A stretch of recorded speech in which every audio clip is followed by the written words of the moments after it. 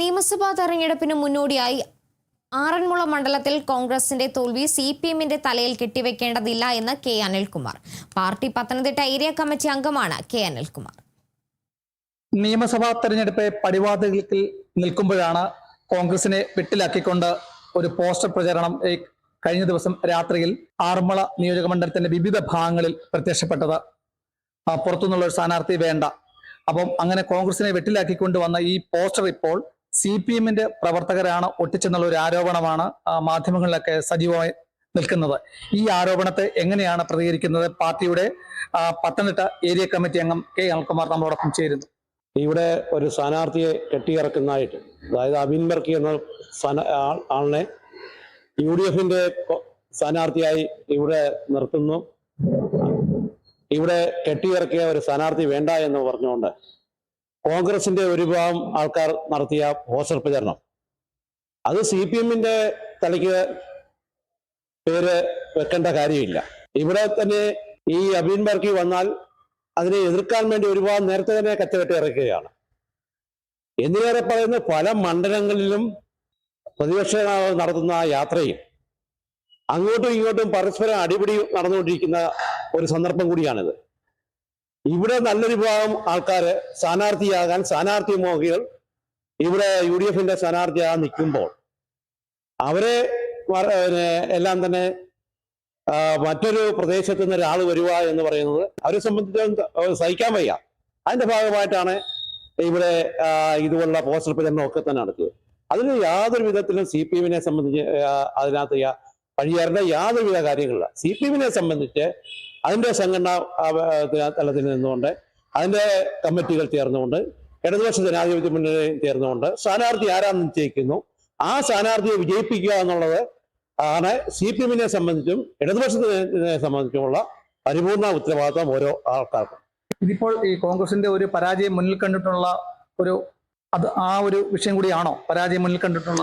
തീർച്ചയായും നമുക്കറിയാം, നമ്മുടെ കേരള സംസ്ഥാനത്ത് ഇപ്പം ഏറ്റവും കൂടുതൽ ഇടതുപക്ഷത്തെ എതിർക്കുന്ന ചാനൽ, ഒരു പ്രമുഖ ചാനൽ പോലും CPMന്റെ അല്ലെങ്കിൽ ഇടതുപക്ഷത്തിന്റെ തിരിച്ചുവരവ് എന്റെ വ്യാപ്തി കൂടിക്കൊണ്ടിരിക്കുന്ന എന്ന് വളരെ വ്യക്തമായി തന്നെ റിപ്പോർട്ട് ചെയ്ത സന്ദർഭം കൂടിയാണ്. നമ്മുടെ വികസന രംഗത്ത് എന്ത് മാറ്റമാണ് ഉണ്ടായിക്കൊണ്ടിരിക്കുന്നത്? നമ്മുടെ വയനാട്ടിലെ പുനരധിവാസനം ഉൾപ്പെടെയുള്ള കാര്യങ്ങൾ, റോഡുകളുടെ വികസനം, ആശുപത്രിയുടെ വികസനം, എന്തിനു പറയുന്ന കേരള സംസ്ഥാനം എന്ന് പറയുന്ന ഇന്ത്യയിലെ നമ്പർ 1 സംസ്ഥാനമായി മാറിയിരിക്കുന്ന സന്ദർഭം കൂടിയാണ്. ഇവിടെ പവർ കട്ട് എന്താണെന്ന് നമ്മുടെ 10 വയസ്സുള്ള ഒരു കുട്ടിക്ക് പോലും പവർ കട്ട് എന്താണെന്ന് അറിയത്തില്ല. പക്ഷേ അതിനെല്ലാം അനുഭവിച്ച ഒരു ആൾക്കാരാണ് നമ്മളെല്ലാവരും. ഇപ്പോൾ പവർ കട്ടില്ല, ആവശ്യത്തിന് കൃത്യമായി തന്നെ പെൻഷൻ ലഭിക്കുന്നു. അങ്ങനെ ഏത് മേഖല, ആരോഗ്യ മേഖലയിൽ വൻപിച്ച കുതിച്ചുചാട്ടം നടന്നുകൊണ്ടിരിക്കുന്നു. താലൂക്ക് ആശുപത്രി വരെ 1ാം ഗ്രേഡിലേക്ക് പോയിക്കൊണ്ടിരിക്കുന്നു. അങ്ങനെ ഏത് മേഖല പരിശോധിച്ച് നോക്കിയാലും ഇടതുപക്ഷത്തിന് അനുകൂലമായ ഒരു കാറ്റ് വീശിക്കൊണ്ടിരിക്കുകയാണ്. ഇവിടെ UDFനെ സംബന്ധിച്ച സ്ഥാനാർത്ഥികളുടെ ദാരിദ്ര്യമാണ് ഉണ്ടായിക്കൊണ്ടിരിക്കുന്നത്. പല മേഖലകളിലും CPM നിന്നൊക്കെ തന്നെ കഴിഞ്ഞ കാലം വിവരിച്ചിരിക്കുന്നവരെയൊക്കെ തന്നെ സ്ഥാനാർത്ഥിയാക്കേണ്ട ഒരു സ്ഥിതിവിശേഷമാണ് ഉണ്ടായത്. രാഹുൽ മാങ്കൂട്ടത്തുമായി ബന്ധപ്പെട്ട ഒരു വിഷയം വന്നപ്പോൾ അന്ന് ശശിയെക്കുറിച്ച് പറഞ്ഞ വാചകം ഇപ്പോൾ അവർ തിരുത്തി പറയേണ്ട ഗതികേടിലേക്കാണ് വന്നത്. സ്ഥാനാർത്ഥി ദരിദ്രം.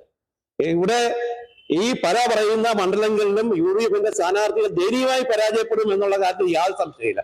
അത്രയ്ക്ക് ഈ കേരളത്തിലെ ജനങ്ങൾ രാഷ്ട്രീയത്തിന് അതീതമായി, ജാതിമത ചിന്തകൾക്ക് അതീതമായി ഒറ്റക്കെട്ടായി നിന്നുകൊണ്ട് ഈ സർക്കാരിനെ വീണ്ടും അധികാരത്തിൽ കൊണ്ടുവരുമെന്നുള്ള കാര്യത്തിൽ യാതൊരു സംശയമില്ല. അങ്ങനെ വരുമ്പോൾ പത്തനംതിട്ട ജില്ലയിലെ 5 മണ്ഡലങ്ങളിലും ഇടതുപക്ഷ ജനാധിപത്യ മുന്നണി വൻപിച്ച മുന്നേറ്റം ഉണ്ടാകും. പ്രത്യേകിച്ചും ആറന്മുള പോലെയുള്ള സ്ഥലത്ത് UDFനെ സംബന്ധിച്ച് ദയനീയ പരാജയമാണ് ഉണ്ടാകാൻ പോകുന്നത്. കഴിഞ്ഞ കാലങ്ങളിൽ അപേക്ഷിച്ച് വൻ ഭൂരിപക്ഷത്തോടുകൂടി ഇവിടെ പാർട്ടി നിശ്ചയിക്കുന്ന സ്ഥാനാർത്ഥി വിജയിക്കും എന്നുള്ള കാര്യം യാതൊരു സംശയമില്ല. അവസാനമായി ആറന്മുള നിയോജകമണ്ഡലത്തിൽ പത്തനംതിട്ട നഗരസഭയിലെ 32 വാർഡുകൾ വോട്ട് എണ്ണുമ്പോഴാണ് സ്ഥാനാർത്ഥി ജയിക്കുകയോ തോക്കുകയോ എന്നുള്ളത്. അപ്പോൾ തികഞ്ഞ ആത്മവിശ്വാസത്തിലാണോ പാർട്ടി നേതൃത്വം? കഴിഞ്ഞ തവണത്തെ നഗരസഭാ തെരഞ്ഞെടുപ്പിൽ തന്നെ വോട്ടുകളുടെ എണ്ണം പരിശോധിച്ചു കഴിഞ്ഞാൽ CPM LDF ആണ് മുൻപന്തി. നിസ്സാരമായ 3 വോട്ട് 2 വോട്ടിനൊക്കെ തന്നെ തോറ്റ വാർഡുകളുണ്ട്.